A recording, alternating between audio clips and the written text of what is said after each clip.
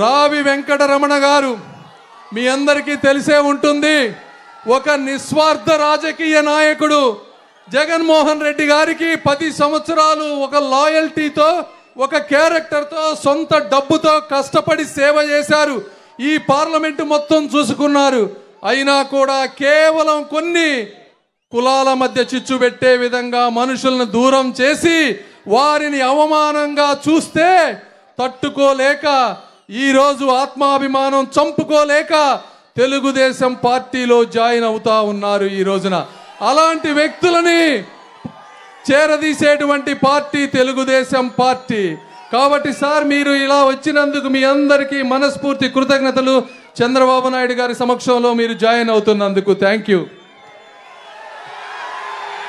వారు ఇప్పుడు 2 నిమిషాలు మాట్లాడతారు.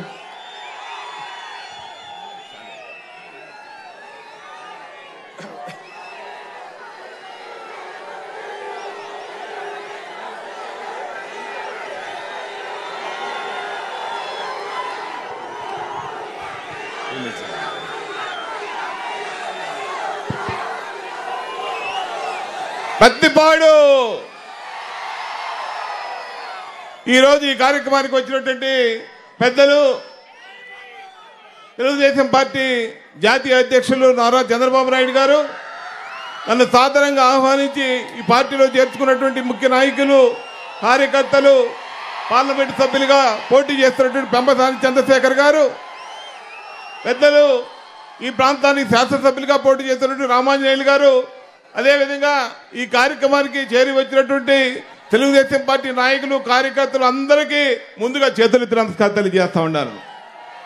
మీ అందరికీ తెలుసు, ఈ ప్రాంతానికి సంబంధించి అనువనువు తెలిసిన వ్యక్తిని. 2004-09 శాసనసభ్యులుగా పనిచేయటమే కాదు, ఆ రోజు వైఎస్ఆర్ కాంగ్రెస్ పార్టీ సంబంధించి జగన్మోహన్ రెడ్డి గారితో పాటుగా దాదాపు 15 సంవత్సరాలు కలిసి నడిచినటువంటి వ్యక్తిని. ఈ జిల్లాకి జిల్లా అధ్యక్షుడిగా కాదు, 2 జిల్లాల రీజనల్ కోఆర్డినేటర్గా 5 సంవత్సరాలు పనిచేయటమే కాదు, పక్కనటువంటి పొన్నూరు నియోజకవర్గానికి మరి సమన్వయకర్తగా దాదాపు 10 సంవత్సరాలు పనిచేయటం, ఒకసారి పోటీ చేసి ఓడిపోయిన సందర్భం మీ అందరికీ ఒకసారి ఈ సందర్భంగా గుర్తు చేస్తా ఉన్నాం. ఈరోజు ఒక చారిత్రాత్మకమైన అవసరం వచ్చిందని మీ అందరికీ ఈరోజు తెలియజేస్తా ఉన్నాను. నారా చంద్రబాబు నాయుడు గారిని గెలిపించుకునే అవకాశం వచ్చింది. తప్పనిసరిగా ఈ రాష్ట్రాన్ని గెలిపించి చంద్రబాబు నాయుడు గారిని తెలుగుదేశం పార్టీకి, అదేవిధంగా కూటమికి ఓట్లేసి గెలిపించే కార్యక్రమం చేసి తప్పనిసరిగా వారిని ముఖ్యమంత్రి చేసే కార్యక్రమం చేయమని ఈ సందర్భంగా మేము అందరినీ కోరుతా ఉన్నాను. మీకు తెలుసు, ఈ ప్రాంతానికి సంబంధించి అనేకమైన సమస్యలు. సాగర్ ఆయకట్టు చివరి ప్రాంతం ఇది. అదేవిధంగా డెల్టాకు సంబంధించి కూడా ఆయకట్టు చివరి ప్రాంతం. తాగటానికి నీళ్ళేవి బత్తిపాటికి సంబంధించి దాదాపు నియోజకవర్గంలోని సగం గ్రామాలకు సంబంధించి తాగునీటి సమస్య పెద్ద ఎత్తునగా ఉన్నటువంటి పరిస్థితి. మరి ప్రభుత్వం ఉందా లేదా అనేటువంటి పరిస్థితిలో ఈరోజు ప్రభుత్వం సాగుతూ ఉంది. శాసనసభ్యులైతే ఎక్కడుండారో కూడా తెలియని పరిస్థితి. ఇలాంటి ప్రభుత్వాన్ని నడుపుతున్నటువంటి ముఖ్యమంత్రిని తప్పనిసరిగా దించేసేటటువంటి కార్యక్రమం పార్టీలకు అతీతంగా అందరూ చేయాల్సిన అవసరం ఉందని సందర్భంగా తెలియజేస్తా ఉన్నాను. నేను 15 సంవత్సరాలు వైఎస్ఆర్ కాంగ్రెస్ పార్టీలో పనిచేశాను. అక్కడ నాయకులు, కార్యకర్తలు కూడా ఒకటే వేడుకుంటా ఉన్నా, ఒక ఆలోచన చేయండి.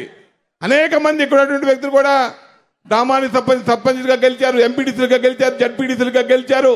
అధికారం వస్తుంది, ప్రజలకు సేవ చేయాలని ఆలోచించి చేసినటువంటి పరిస్థితి. ఆ రోజు కూడా గ్రామాల్లో ఉన్నటువంటి పరిస్థితులను బట్టి ఒక ఆలోచన చేయండి.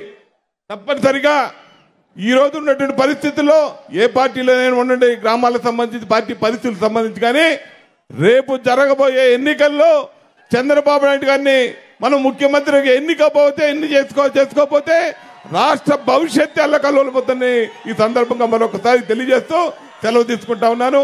వారిని ఈరోజు నన్ను సాధారణంగా ఆహ్వానం చేసుకున్నందుకు కృతజ్ఞత తెలియజేసుకుంటూ, ఈ ప్రాంతాన్ని పొన్నూరుని కానీ పత్తిపాడిని కానీ గుంటూరు పార్లమెంట్ కంచుకోటగా తెలుగుదేశం పార్టీ తయారు చేసే కార్యక్రమంలో నేను వారిని తోడుగా ఉంటానని తెలియజేస్తూ సెలవు తీసుకుంటా ఉన్నాను. ఒక్క నిమిషం.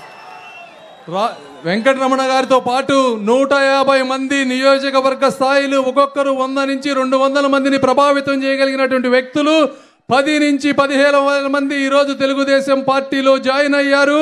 ఈ పత్తిపాడు వారు 1 సైడ్ అవ్వబోతా ఉంది.